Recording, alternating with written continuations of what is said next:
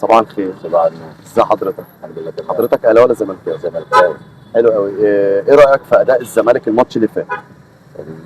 الزمالك كويس، بس احنا برضه عندنا مشاكل في النادي وعندنا الدنيا بايظه، والزمالك يعني فريق احسن فريق، وطبعا طول عمره الفن والهندسه، بس هو احنا عندنا مشاكل، والفريق كتر خير ان هو اللي هو بيعمله. طب لحد دلوقتي ممكن حضرتك تقول لي ايه هي ابرز المشاكل اللي في نادي الزمالك؟ هو مشاكله جوه النادي دي برضه احنا بره ما نعرفهاش قوي، الجمهور ما يعرفهاش قوي، لكن احنا النادي والفريق احنا بنحب الفرقه وبنحب النادي، واحنا النادي نشوفه في احسن حال ان شاء الله.